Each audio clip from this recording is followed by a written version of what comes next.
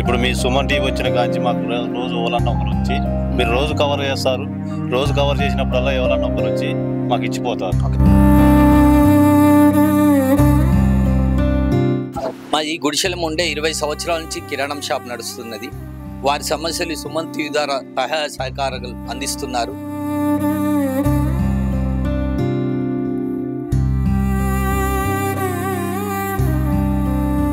అత్యాధునికమైన టెక్నాలజీతో fertility treatment అందిస్తోంది Medici IVF. Welcome to Suman TV Karimnagar. నేను మీ అనిల్. ప్రస్తుతం నేను కరీంనగర్లోని ఆదర్శ్ నగర్లో ఇటీవల జరిగిన అగ్ని ప్రమాదం సంఘటన వద్ద ఉన్నాను. సో ఈ అగ్ని ప్రమాద ఘటనపై సుమన్ టీవీలో ఇస్తున్న వరుస కథనాలకు నాయకులు అందరూ స్పందిస్తున్నారు. మనం ప్రస్తుతం చూసుకోవచ్చు. ఏదైతే మనం సుమన్ టీవీలో రెగ్యులర్గా మొదటి నుండి సిచ్యువేషన్ జరిగినప్పటి నుండి మనం ఇస్తున్న కథనాలకు అందరు నాయకులు స్పందించి వీరికి కొంచెం బాధ నిలుస్తున్నారు. దీనిలో భాగంగా వినోద్ కుమార్, మాజీ ఎంపీ వినోద్ కుమార్ కానివ్వండి, అలాగే కాంగ్రెస్ నాయకులు కొంతమంది, అలాగే ప్రస్తుత ఎంపీ బండి సంజయ్ కూడా వీళ్ళకు ఆధారంగా నిలుస్తున్నారు. అసలు వీళ్ళకు సుమన్ టీవీలో మొదటి నుండి మనం తీస్తున్న కథనాలకు అసలు ఎవరు స్పందించారో, అసలు వీళ్ళ పరిస్థితి ఎలా ఉందో మనం అడిగి తెలుసుకునే ప్రయత్నిద్దాం రండి.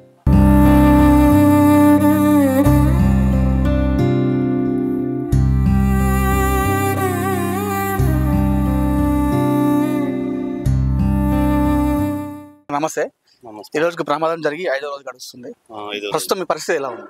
మాకు మీ సుమన్ టీవీ వచ్చేంత వారికి ఏమి లేదు. అప్పటి వారికి మీరు వచ్చినాక వినోద్ కుమార్ సార్ వచ్చి 1 లక్ష రూపాయలు ఇచ్చిపోయాడు.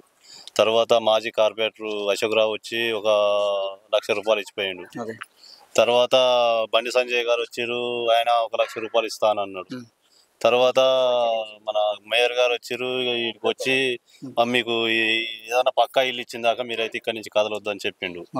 చెప్పి వెళ్ళిపోయిండు సార్. వాళ్ళు మన గంగుల కామాకర్ గారు వచ్చారు, మీకు పక్కా ఇల్లులు ఇప్పిస్తాం, మీరు ఇక్కడ నుంచి కదలొద్దని వాళ్ళు కూడా రాజకీయ నాయకులు అట్నే చెప్పారు సార్. ఇప్పుడు మీ సుమన్ టీవీ వచ్చిన కాంచి మాకు రోజు ఎవరన్నా ఒకరు వచ్చి మీరు రోజు కవర్ చేస్తారు. రోజు కవర్ చేసినప్పుడల్లా ఎవరన్నా ఒకరు వచ్చి మాకు ఇచ్చిపోతారు.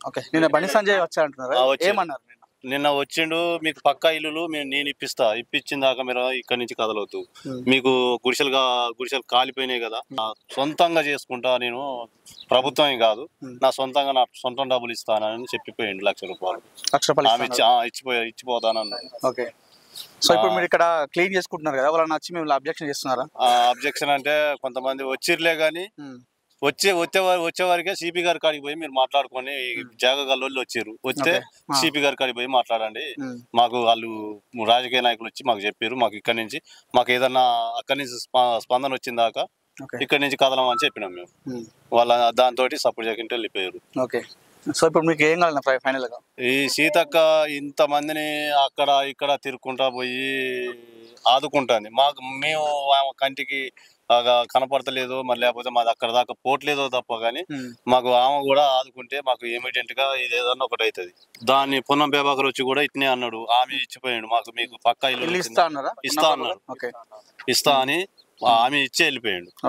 పక్కా ఇల్లు ఇప్పిస్తే చాలు సార్, ఇది ఏమి మాకు అవసరం లేదు. అది మాకు ఉండడానికి స్థలం ఇప్పిస్తే ఇప్పుడు ఇట్లా కాలిపోయినాయి, అవి గుడిసెలు చేయబట్టి కాలిపోయినాయి. లేకపోతే మాది అదే సొంత భూమి ఉంటే మేము అదే బిక్సులతో దేనితోటో కట్టుకొని అలా ఉండేటోళ్ళం. ఇది గుడిసెలు వేసుకునే వారికి అన్ని తడకలు అవన్నీ కవర్లు ఇట్లా కట్టే వారికి ఇట్నే ఏదన్నా ఒకటి షార్ట్ సర్కిల్ అయ్యి కాలుతున్నాయి అంతే.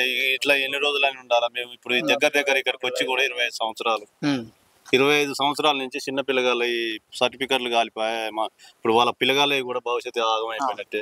అవి కూడా వచ్చేటట్టు చూడండి అన్న. కొంచెం మీ సుమన్ టీవీ వాళ్ళు కొంచెం ఇది ప్రయత్నిస్తే అవుతుంది. చేస్తాం. మేము మొదటి నుండి కూడా మేము చేస్తున్నాము. మీకు ఏదో సహాయం జరిగేంత వరకు మేము ఖచ్చితంగా సుమన్ టీవీ తరఫున రోజు కవరేజ్ చేస్తాం అన్న. చేయండి అన్న. సీతక్క రావాలి మాకు. మీరు చెప్పండి, మాట్లాడండి. మాకు ఒక్కసారి సీతక్క రావాలి. ఎక్కడెక్కడ జరిగినా అక్కడికి పోయి అన్ని చేసినాం అని చెప్పారు. మాకు ఇక్కడ ఇంత అన్యాయం జరుగుతుంది, మాకు ఒక్కసారైనా వచ్చి ఆగపడి ఒక ఫోన్ అయినా చేయలేదు. ఇన్ని రోజులు అయితే, ఇన్ని రోజులు మేడారం అంటే బేస్తారం దాకా అయిపోయింది. ఇప్పుడు శుక్రవారం శనివారం ఈ 2-3 రోజులన్నా వచ్చి మాకు ఏదైనా ఆదుకోవాలా, మాకు పక్కా ఇల్లు చేపియాలని సీతక్క గారిని కోరుకుంటున్నాం. మేము వచ్చేసరికి అన్ని గుడిసెలన్నీ కాలిపోయినాయి. మేము లభోదేవాన్ని మొత్తుకుంటున్నా కూడా ఎవరు వచ్చి ఇట్లా చూసి అట్లా పోతారు కానీ ఎవరు ఏం చేస్తారు? మేము వచ్చినాం, అలా సాయంత్రం గిన్నెల చెమ్ములు ఇచ్చిపోయింది. బండి సంజయ్ అన్న ఇచ్చి సాయం చేస్తూనే ఉన్నాడు. ఈ ఇంకొకళ్ళు అందరూ బాగానే సాయం చేస్తారులే కానీ ఎట్లా సాయం చేసినా మేము చేసుకున్న కష్టం బాయ్ అన్ని బాయ్. మళ్ళనే మా దాంట్లోనే చాలా డబ్బులు ఉండే, 1,00,000 రూపాయల దాకా మేము బీరోలో పెట్టుకున్నాం. అవి కాలిపాయ. అయ్యపోయినా మరోలే పక్క ఇల్లులన్నీ ఇప్పియరాదండి. రేవంత్ అన్న కొద్దిగా మమ్మల్ని ఆదుకోండి అన్న, ఎక్కడున్నారో మీరు కొద్దిగా చూసి మమ్మల్ని, మా పిల్లల్ని కొద్దిగా మమ్మల్ని కాపాడండి అన్న, సహకరించండి అన్న. మీరు కూడా కట్టరమ్మ కూడా ఇంతవరకు వచ్చి ఇట్లా చూసిపోలేదు. వచ్చి చూసి ఫిర్యాదు చేసి 2-3 రోజులు అవుతుంది. వచ్చి ఇట్లా పలకరించలే, పరామర్శించలే, ఏమించలే. కానీ మేము అప్లికేషన్ అయితే ఇచ్చి వచ్చినాం ఇంతవరకు. మరి మేడం ఏం అనలేదు, ఏం చర్య తీసుకోలేదు ఇంతవరకు అయితే. మా డబ్బులు పోయినాయి, మా బంగారం పోయింది, మా సామాన్లు పోయినాయి, అన్ని పోయినా మాకు అన్ని ఇవ్వని మేము అంటలేదు. మాకు ఇల్లులు కావాలని మేము కోరుకుంటున్నాం. రేవంత్ అన్న ఆదుకో, రేవంత్ అన్న, సీతక్క మీరు అందరినీ పేదవాళ్ళందరినీ కాపాడతారు. మా గుడిసెలన్నీ గాలిపోయినాయి కాబట్టి మా వాళ్ళని కూడా, మమ్మల్ని కూడా సహకరించి మమ్మల్ని కాపాడమని అడుగుతున్నాం. తనకి బాధితులకు అయితే ఒక పక్కా ఇల్లు ఇస్తే వారు ఇక్కడ అందరితో 20 కుటుంబాలు అందరితో సుఖంగా ఉంటామని చెప్తున్నారు. ఎప్పుడు ఏది వేసినా కూడా, గుడిసెలు ఎన్నిసార్లు వేసినా కూడా ఎప్పుడు కూడా ఇలాంటి సిచ్యువేషన్ జరుగుతూనే ఉంటాయి. మళ్ళీ మా గోడు ఎలా వినిపించుకోవాలి, దీని బదులు ఒక పక్కా ఇల్లు ఇస్తే మేము అందరం కలిసి ఉంటామంటూ చెప్తున్నారు. కెమెరా పర్సన్ చరణ్తో అనిల్, సుమన్ టీవీ, కరీంనగర్.